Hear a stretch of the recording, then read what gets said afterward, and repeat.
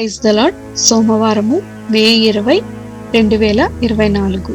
ఈరోజు దేవుని వాక్యము, వీరు నా ఆత్మకును మీ ఆత్మకును సుఖము కలుగజేసిరి. 1 కొరింథీలకు రాసిన పత్రిక 16వ అధ్యాయము 18వ వచనము.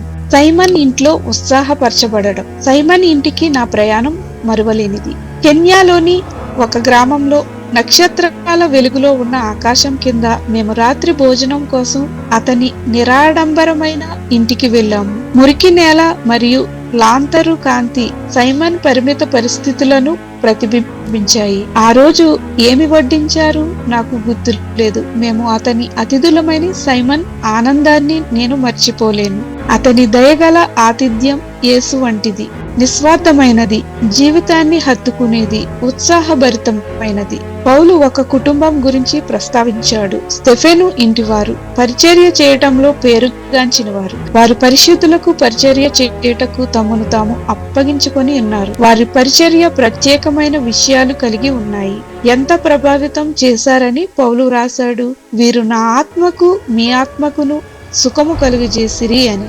ఇతరులతో పంచుకునే అవకాశాలున్నప్పుడు మనం ఆహారం, అలంకరణ, ఆయా సందర్భాల్లో సరిపోయే ఇతర విషయాలపై సరైన దృష్టినిస్తాం. ఏమి ఎక్కడ ముఖ్యమైనవి అయినప్పటికీ అవి ప్రాముఖ్యమైన విషయాలు కాదని మనం కొన్నిసార్లు మర్చిపోతాం.